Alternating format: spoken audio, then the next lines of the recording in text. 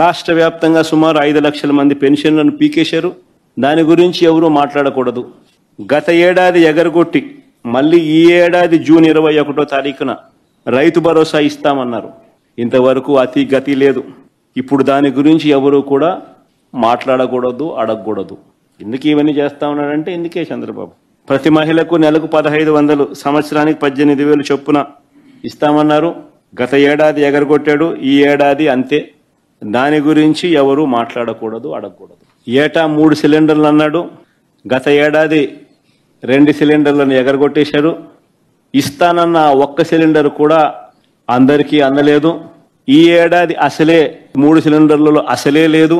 దీని గురించి కూడా ఎవరు అడగకూడదు, మాట్లాడకూడదు. బడికి వెళ్లే ప్రతి విద్యార్థికి 15,000 ఇస్తానన్నాడు. గత ఏడాది ఎగరగొట్టేశాడు.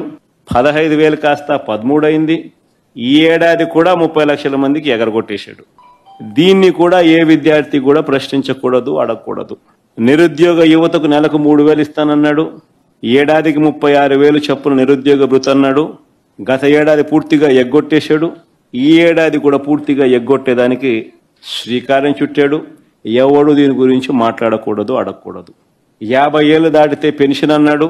50 ఏళ్ళు దాటితే 48,000 మీ చేతుల్లో పెడతానన్నాడు. గత ఏడాది ఎగ్గొట్టాడు. ఈ ఏడాది ఎగ్గొట్టే కార్యక్రమమే చేస్తా ఉన్నాడు. ఎవరు అడగకూడదు, ఎవరు ప్రశ్నించకూడదు.